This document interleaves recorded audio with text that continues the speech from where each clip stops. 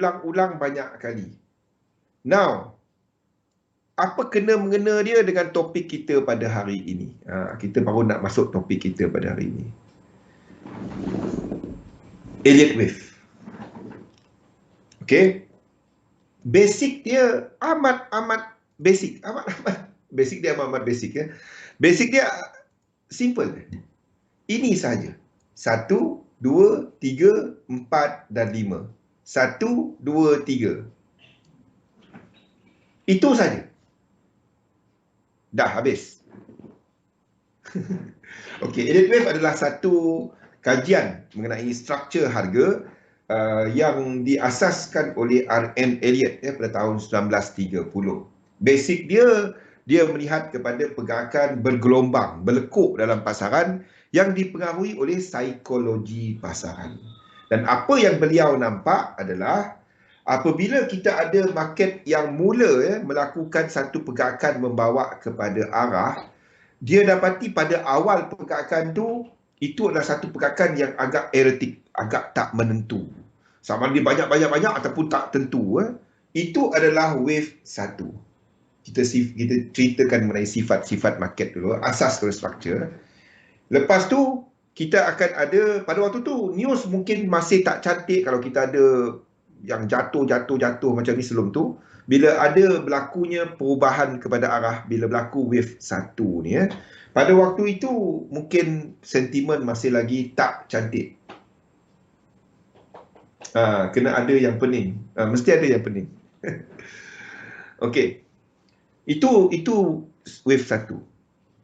Lepas tu kita ada wave 2. Wave 2 ni menurut Elliott, menurut teori Elliott Wave, adalah apabila kita ada berlakunya satu pergerakan pembetulan yang mendadak, yang agak besar. Sifatnya, personality dia, wave 2 ni adalah sentimen masih tak bagus. Yang awal masuk market tadi, dia keluar daripada position dia.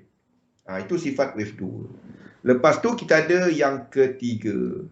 Wave 3 datang dengan momentum. Macam mana kita tahu ada momentum, pergerakan dia dengan melihat kepada momentum oscillator. Saya gunakan RSI di mana pada waktu wave 3 biasanya itu adalah masanya sentimen amat positif ataupun kalau ke bawah amat negatif pada waktu itu. Dan selepas kita sampai satu paras, kita akan ada kegiatan mengambil untung daripada player dalam pasaran menyebabkan satu lagi koreksi berlaku, pergerakan pembetulan berlaku. Dan selepas tu kita ada yang late comer. Ada je yang masuk beli kat pucuk-pucuk ni kan. Ini menyebabkan pergerakan masih lagi ke atas, masih ada lagi bidaan, tetapi momentum dia lebih rendah sebab yang besar-besar, player besar tak masuk. Yang kecil-kecil ada player besar mungkin masuk tetapi bukan main pegangan dia. Ni yang wave 5. Dan menurut Elliott, ini kesemuanya membentuk satu degree, satu lagi wave, satu lagi lekuk yang lebih besar. Itu menurut Elliott lah. Ini akan membentuk satu lagi yang lebih besar. Elliott wave ni dia macam brokoli. Anda ambil brokoli besar, pecahkan, anda akan nampak yang kecil. Pecahkan yang kecil, lebih kecil. Nampak lebih pecah kecil, nampaklah dia punya anak cucu cicit, miut, piut, semualah kecil-kecil. Apa yang berlaku dekat kecil akan membentuk yang besar. Apa yang berlaku dalam besar akan membentuk yang lebih besar. Itu dia. Okey. Jadi, pergerakan membawa arah, menurut Elliott, ada 3 jenis dia. Yang pertama adalah dikenali sebagai motif. Motif wave biasa. Motif wave biasa adalah pergerakan yang ditandakan dengan menggunakan 1, 2, 3, 4 dan 5 tadi. Dan ada syarat khas dia. Syarat-syarat khas dia adalah wave 2, ini adalah yang pertama. Ini adalah syarat asas. Yang pertama, wave 2 tak boleh masuk bawah wave 1. Tak boleh bawah daripada wave 1. Dia boleh sama tapi tak boleh ceret bawah wave 1. Nombor 2, wave 3 tak boleh paling pendek. Itu wave 3. Nombor 3, wave 4 tak boleh mencecah kepala wave 1 ataupun sebaliknya kalau dia turun ke bawah. Itu adalah motif. Okey, ini syarat-syarat asas dia. Okey, ini yang pertama. Ini adalah yang ini, yang ini. Yang kedua adalah dah tak payah pakai nota dah. Dah, semua ni ada dalam nota. Anda boleh download nota tu dekat apa? Dekat Discord. Okey, yang kedua adalah dikenali sebagai motif dengan extension. Di mana salah satu sama ada wave 1 extend. Ini amat penting, nampak tak penting tau. Ini amat-amat penting ya. Ataupun wave 3 yang extend. Extend ni maksudnya dia lebih panjang daripada yang satu ni. 3 ni. Ataupun wave 5 yang extend. 3, 4, 5 dia panjang. Salah satu. Ini amat-amat penting. Dia extend sekali je.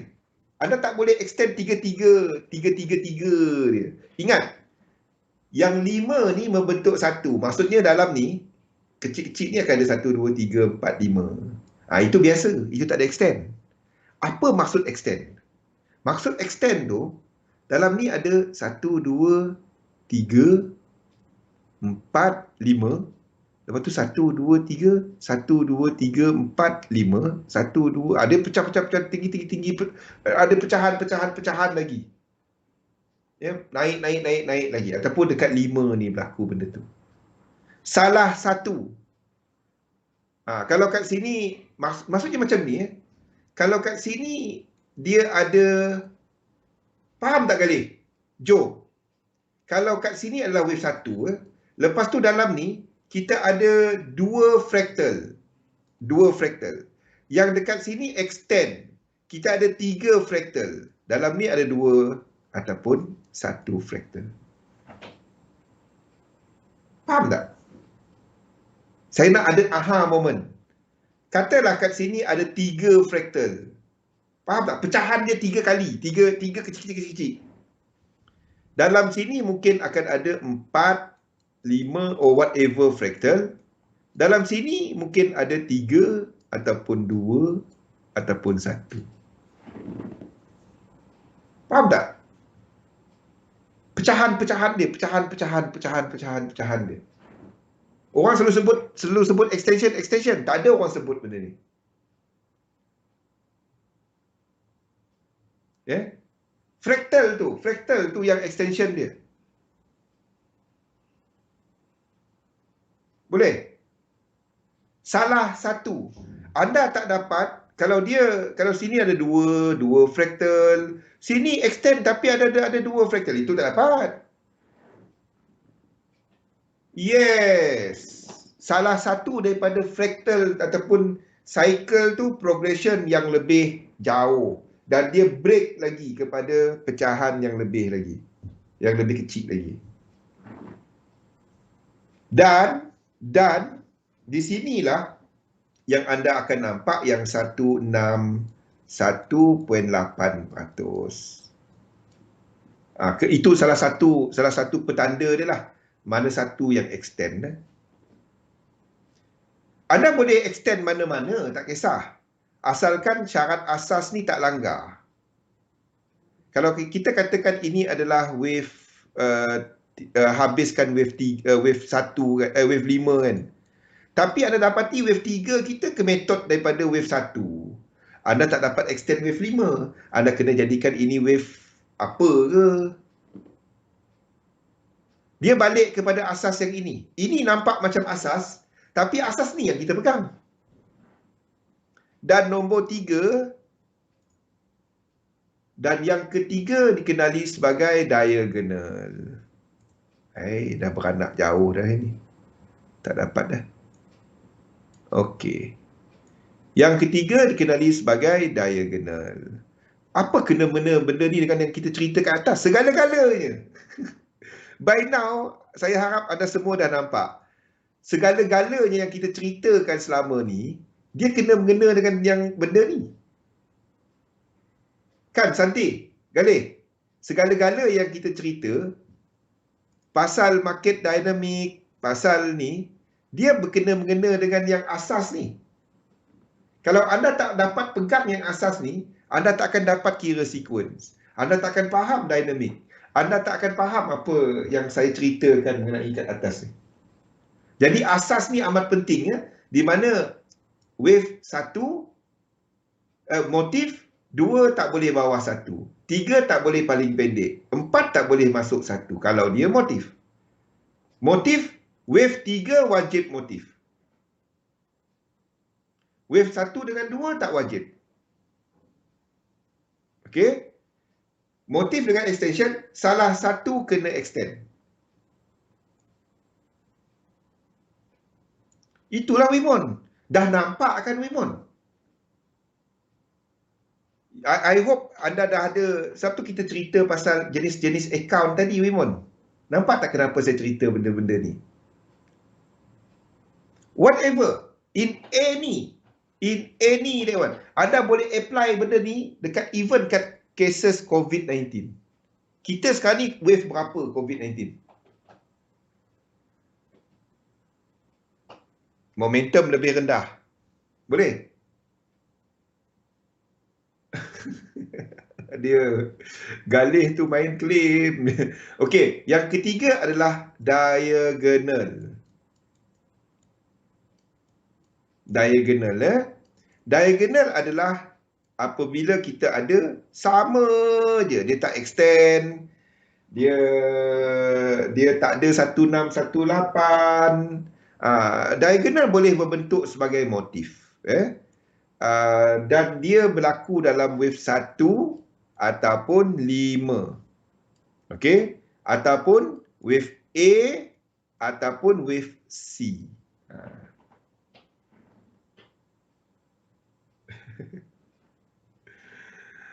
Okey, itu adalah, kalau itu adalah satu diagonal. Jadi diagonal juga boleh berbentuk macam ni, 3, 4, masuk balik 5 kecil. Itu diagonal.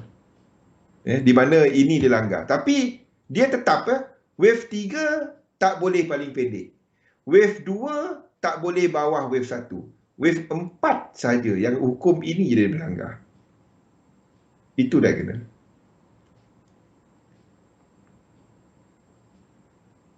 Okey? Sebab itu flat tak boleh tanda bahasa diagonal. Cuma dekat B saja dah boleh tanda flat. Ada orang tunjuk kepada saya, dia buat 1, 2, 3, 4, 5. Ni diagonal. 1, 2. Kenapa 2 dia pendek macam tu? Oh, 2 dia flat. Allah, tak boleh.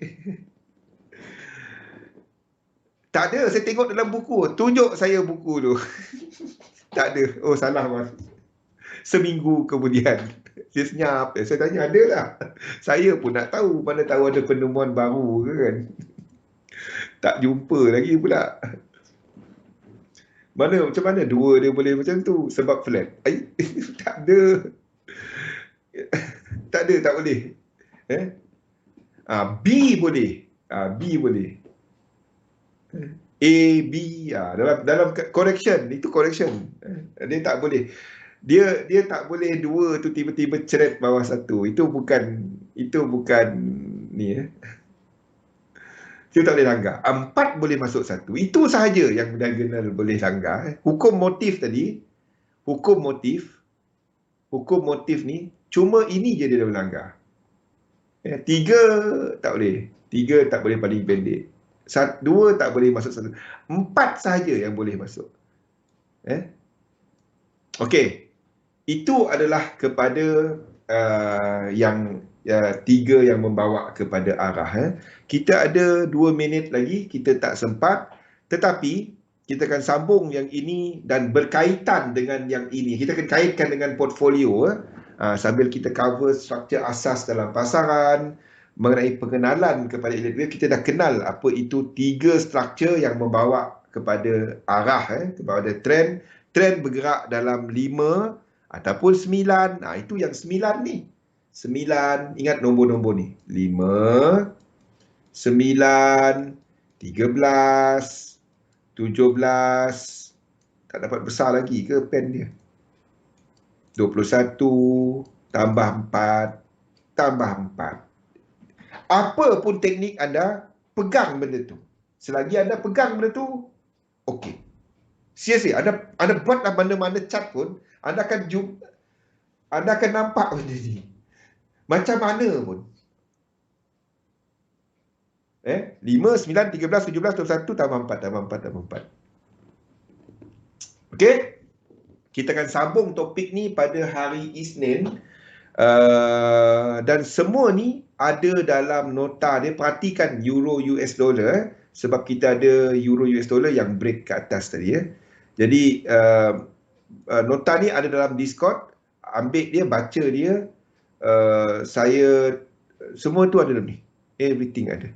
Macam mana nak kira wave 1, macam mana nak kira wave 3, wave 5. Kita akan sambung pada hari Isnin nanti, iaitu kepada topik struktur motif, bagaimana berdagang mengikut arah pasaran. Ingat, labur dalam satu sistem, dagangkan sistem anda. InsyaAllah kita jumpa lagi pada minggu depan. Sehingga itu, Assalamualaikum warahmatullahi wabarakatuh. Terima kasih semua.